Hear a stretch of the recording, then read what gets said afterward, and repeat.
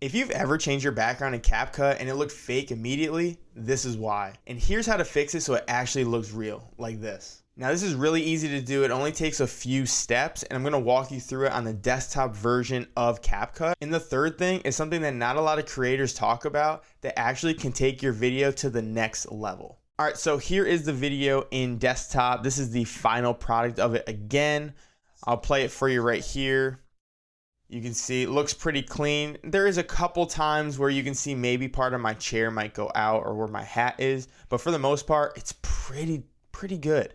All right, now the background that is in there is actually my background behind me here. So you can see this is just a white wall. I got chair, got a couple things on the wall, but it cut me out of this and it did an amazing job. But now the hard part is finding the right background and how do we make it look where it's not just like I'm over a green screen, right? So I'm gonna walk you through these steps. So the first thing is you're gonna pull up your video. This is the original video right here. You can see my background, super plain. So the first thing I'm gonna do is I'm gonna take my original clip right here and we wanna remove that background immediately. So I'm gonna go up to the right where it says remove BG. I'm gonna click on that. I'm just gonna do auto removal and then boom, it cuts it out. Now, I already did it once, so it did it a lot quicker. Usually it'll take about 30 seconds to a minute. And it'll end up cutting it out like this. So now I have it with no background at all, okay? All right, now that I cut that out, now it's time to work on the background.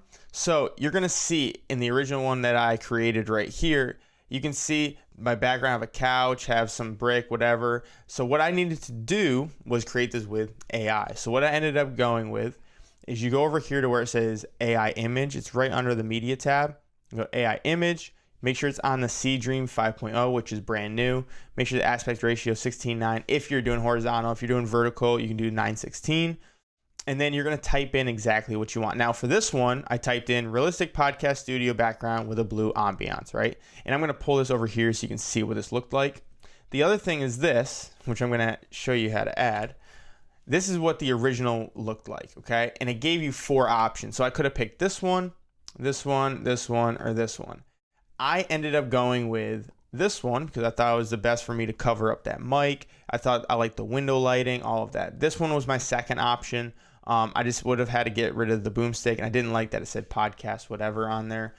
So I would have had to do more editing on that one. But this one, I just had to put myself over this. Now going back to that, when I put it underneath of my cutout, okay, now we have this, okay? Looks pretty good, but it's almost too clean, which makes it look fake. So we want to make this look a little bit better. And another thing we can do with this too, to make it look even more realistic and making your quality look better as well, is we put a blur behind it. So that blur is going to take that background, knock it down a little bit. It also will help with any sharp lines that you have on your cutout.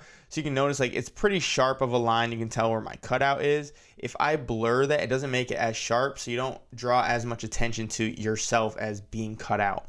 So what we do is we're gonna go up here to where it says effects. We're gonna type in blur. I'm gonna take this and I'm just gonna drag it over my AI image. So now I have this, okay? Now that's way too much. You can definitely tell it's a cutout and you can't really see my background. This is where you're gonna drop this down until it hits a good amount. I would say probably around 16 looks pretty good. If I went too low, you can see how sharp it is. I just want a little bit, not too much. I'd say between 10 and 15 is good. We'll go with 12. All right, so now I have that behind me. Looks pretty good. Still not done. This is the third thing that everyone skips over, they don't add, and it is like probably one of the best features that I've found on CapCut. And I actually did a whole video on how to use it as well, but I'm gonna show you how to add it to this to take it to the next level. So now I'm gonna go to my original video. Okay, so I'm on my original video now. I'm gonna go down until I see relight. Now I'm on the right where the video is, basic, and go to relight. I'm gonna click on relight, okay? Now, this is where the fun happens, okay? So I'm on my relight. I wanna go over to where it says yellow color, okay? So I'm gonna go on this. You can pick other ones as well. You can see like I can click here, change it. That one doesn't look as good, and go here, right? Some different lighting. That one's not terrible, but we're gonna play with it too. So I'm gonna start here with the yellow lighting. Okay, what I did was originally this was down here like this. I took the blue, right? So I made sure it was like a blue because I try to match the window a little bit, somewhere in there. I took this and I put it on directional, Okay, if I did point, it's just like this whole point. I want it to be a directional, like it's a light coming from there. So I'm putting that up here. So you have a little bit, you can see a little bit on my jawline of the blue.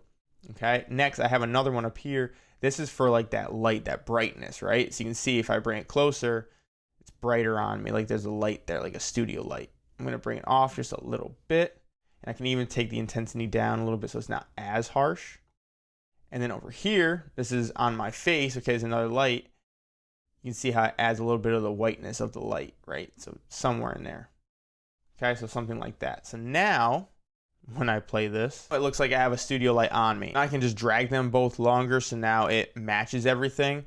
You will see when you drag it longer, what's gonna happen, it's gonna take a couple seconds. You can see it's loading right now because it's working on that relight because it's a longer part of the clip now. So it's trying to relight the entire rest of the video. You can tell it does a really solid job on the relight. Get and play with it too. Play with the directions of these. Like you might think under here looks better, right? Up here you can see it's more on my hat now. I'm trying to get a little bit more on my face and here. Maybe I want it to be a little bit warmer in there, okay? So then when I play it, it look like this. And honestly, it looks pretty good, like pretty realistic. I can tell obviously that it's fake. I'm sure some other people could, but for the most part, it does a really good job to look pretty realistic compared to if I didn't have any of these edits on. So again, let me just take it off so you can see what it looks like. If I take off the relight, that's what I had before. This is with relight, without relight, okay? Next, take the blur out. So that's with blur, take the blur out, blur's gone, okay? Let's do that again. There's the blur, no blur. So that's how you change your background in CapCut to make it look real and not fake. And I told you earlier that I did a video talking about relighting and going more in depth on that to how you can give your videos a studio look. If you want to see how I did that, go ahead and check that video out over here and I'll see you there.